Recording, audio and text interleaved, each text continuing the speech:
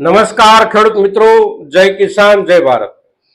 ખેડૂત ભાઈઓ, ગઈકાલે આપણે જીરાનું બજાર અને જીરાના બજાર પર જે અસર થવાની શક્યતાઓ છે આપણા પડોશી દેશમાં થયેલી ધાંધલ ધમાલના કારણે એના પર આપણે ચર્ચા કરી.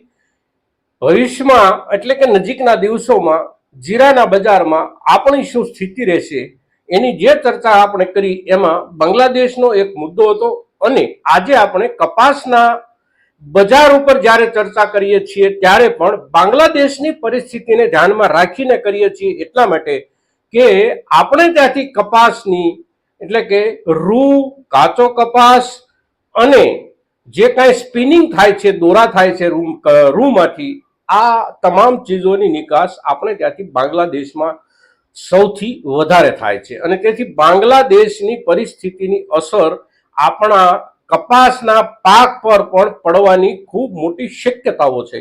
અને તેથી આપણે અત્યારે આજે એટલે કે 12 તારીખ છે, આજે સોમવારનો દિવસ છે, બજારનો પહેલો દિવસ છે અઠવાડિયાનો, તો એના ઉપર આપણે ચર્ચા કરીએ છીએ. મિત્રો, આપ સૌ આ વિડીયોમાં બન્યા રહેજો.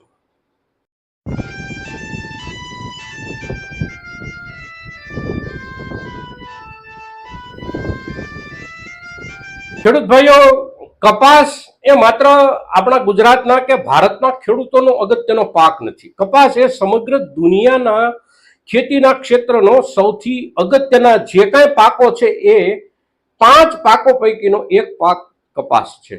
અને આપણે ત્યાં ખાસ કરીને આપણા ગુજરાતમાં કપાસ એ સૌથી અગત્યનો પ્રથમ ક્રમનો પાક છે. અને તેથી કપાસના પાક પછી ઉત્પાદન ઉપર વૈશ્વિક કારણોના, વૈશ્વિક ફેરફારોના અને વૈશ્વિક વ્યવસ્થા ગેરવ્યવસ્થાના જે કાંઈ અસર કરતા પરિબળો હોય એની આપણને સૌથી વધારે અસર થતી હોય છે. અને તેથી આપણે એ અસર ઉપર વિચારવું, આપણને કેવી અસર તેની થશે એના ઉપર વિચારવું, આ આપણી જરૂરિયાત છે મિત્રો. અને તેથી આપણે બાંગ્લાદેશની પરિસ્થિતિ અને આપણા કપાસના ભાવ, કપાસનું બજાર, એના ઉપર જ્યારે સામાન્ય ચર્ચા કરીએ છીએ ત્યારે સૌથી પહેલા એક મુદ્દો કે આપણે જે કાંઈ કોટન, કપાસના જે કાંઈ જુદા જુદા સ્વરૂપોની નિકાસ કરીએ છીએ, કાચા કપાસથી લઈ અને દોરા કે વણેલા તૈયાર કપડા સુધીની, એમાં સૌથી વધારે મોટો આપણો નિકાસનો જે દરવાજો છે, નિકાસનો આપણો સૌથી મોટો જે ગ્રાહક છે દુનિયામાં, એ સૌથી મોટો ગ્રાહક એટલે બાંગ્લાદેશ છે. ચીન બીજા નંબરનો ગ્રાહક છે આપણો. અને બાંગ્લાદેશ અને ચીન આ બંને મળી અને આપણો લગભગ 60% જેટલો કપાસ જુદા જુદા રૂપમાં ખરીદી લે છે. આપણી નિકાસના 60%. આપણી નિકાસ જે કાંઈ છે એ નિકાસ આપણી સ્થાનિક જે વપરાશ છે એ વપરાશના લગભગ 8 થી 9% જેટલી છે. પણ એ જે નિકાસ છે એ નિકાસમાંથી 60%, 55 થી 60% જેટલો હિસ્સો આ બે દેશો ખરીદે છે. અને એમાં પણ સૌથી સહેલી નિકાસ આપણા માટે બાંગ્લાદેશની છે. સૌથી સહેલો વેપાર આપણા માટે બાંગ્લાદેશનો છે. કારણ કે ચાઇના સાથે વેપાર કરવો અને ચાઇનાને માલ પહોંચાડવો એ લાંબા રસ્તાથી માલ પહોંચાડવાનો થાય છે. તદ ઉપરાંત ચાઇનાની જે વેપારી નીતિઓ છે અને ચાઇનાની જે એકંદર માનસિકતા છે એની સરખામણીમાં બાંગ્લાદેશ સાથે કામ કરવામાં આપણા દેશના વેપારીઓ, આપણા દેશનું સરકારી તંત્ર, આ બધાને વધારે અનુકૂળતા રહે છે, વધારે સુગમતા રહે છે. અને તેથી આપણો માલ બાંગ્લાદેશમાં સૌથી વધારે જાય છે. અને બાંગ્લાદેશની જરૂરિયાત પણ આપણા જ માલ ઉપર સૌથી વધારે નિર્ભર રહેતી હોય છે. આપણે ત્યાંથી આપણે જે કુલ નિકાસ કરીએ છીએ એમાંથી લગભગ 34 થી 35% જેટલી નિકાસનો આંકડો છેલ્લા 2 થી 3 વર્ષ દરમિયાન આપણો બાંગ્લાદેશ સાથેના વ્યવહારમાં નોંધાયો છે. એટલે લગભગ આપણી નિકાસના 35% જેટલી નિકાસ આપણે બાંગ્લાદેશમાં કરીએ છીએ. આ વર્ષમાં પણ આપણી નિકાસ નિરંતર શરૂ હતી. એ દરમિયાન બાંગ્લાદેશમાં જે રાજકીય અસ્થિરતાનો માહોલ ઉભો થયો એની અસર આપણા બજાર ઉપર કદાચ નકારાત્મક ન પણ પડે, પણ લાંબો સમય સુધી જો એ પરિસ્થિતિ બની રહે તો નકારાત્મક અસર બનવાની સંભાવના છે આપણા ભારતના કપાસના ઉત્પાદન અને એના ઉત્પાદન પછીના વેપાર ઉપર. અને ખાસ કરીને જ્યારે નવી સિઝનના દરવાજે આપણે આવી અને ઊભા છીએ, ઓગસ્ટ મહિનો આપણો અડધો જતો રહ્યો અને ઓગસ્ટ પૂરો થતા સુધીમાં આપણા ગુજરાતમાંથી જ કેટલાક વિસ્તારોમાંથી નવો માલ માર્કેટ યાર્ડ સુધી જવાનો શરૂ થઈ જશે. ઓગસ્ટ પછી સપ્ટેમ્બર, ઓક્ટોબર અને નવેમ્બર, ડિસેમ્બર એટલે પૂરતી આવકના મહિનાઓ, અને આ મહિનાઓ દરમિયાન જે કાંઈ આપણા માલની આવક થશે એનો નિકાલ સામે બહુ સારી રીતે દેખાતો હોય વિદેશના બજારોમાં, તો આપણું બજાર સારી રીતે બની રહે. વિદેશના બજારોમાં નિકાસની શક્યતાઓ ઘટી જાય તો આપણા બજાર ઉપર એની સ્વાભાવિક અસર થાય. તો સ્વાભાવિક અસર થવાની જે કાંઈ શક્યતાઓ છે એની સાથે બાંગ્લાદેશની અત્યારની રાજકીય કટોકટીનો મુદ્દો જોડાયેલો છે.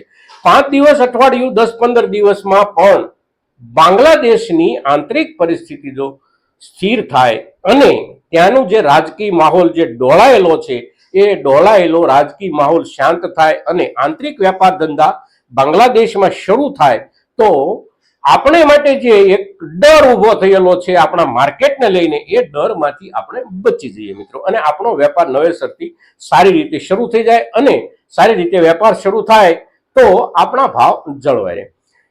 કેટલાક છાપાઓમાં કેટલાક નિષ્ણાંતો એવી પણ ચર્ચા કરે છે કે બાંગ્લાદેશમાં ઉદ્યોગ ધંધા ઉપર વિપરીત અસર જ્યારે પડી છે ત્યારે બાંગ્લાદેશનો જે ગાર્મેન્ટનો વ્યવસાય છે, ગાર્મેન્ટ એટલે કે તૈયાર કપડા, રેડીમેડ કપડાનો બાંગ્લાદેશમાં જે વિકસેલો વ્યવસાય છે અને એની પાસે જે દુનિયાનું બજાર છે એનો લાભ આપણા ભારતના બજારને પણ મળી શકે છે. આપણા ભારતના ગાર્મેન્ટ ઉદ્યોગને બાંગ્લાદેશની સામે જે હરીફાઈ કરવાની હતી એ હરીફાઈમાંથી બાંગ્લાદેશ જો થોડો પાછળ જાય તો ભારતીય માલની ડિમાન્ડ દુનિયામાં નીકળે, પણ ભારતીય માલની બાંગ્લાદેશની સરખામણીમાં દુનિયામાં ડિમાન્ડ નીકળવાની જે વાત છે એ લાંબા ગાળાની વાત છે મિત્રો. આજના દિવસમાં, અત્યારના સમયમાં, આગામી સિઝન સુધી પણ એની અસર ન થઈ શકે, કારણ કે જે માર્કેટ બાંગ્લાદેશ પાસે દુનિયાનું છે અને એ દુનિયાનું બાંગ્લાદેશે જે માર્કેટ તૈયાર કર્યું છે એ માર્કેટ તૈયાર કરવા પાછળ બાંગ્લાદેશનો 10 વર્ષ 15 વર્ષનો સંઘર્ષ છે, એની 10-15 વર્ષની મહેનત છે અને એણે એની પોતાની એક બ્રાન્ડ ઇમેજ દુનિયામાં ઊભી કરી છે. અને એ એવડી મોટી ઊભી કરી છે કે એમની બ્રાન્ડ ઇમેજની સામે નવા સપ્લાયર તરીકે આપણા દેશની ગાર્મેન્ટ ઇન્ડસ્ટ્રીએ ઊભું રહેવું હોય તો એને માટે પણ ઓછામાં ઓછા 2 થી 3 વર્ષનો સમય લાગે.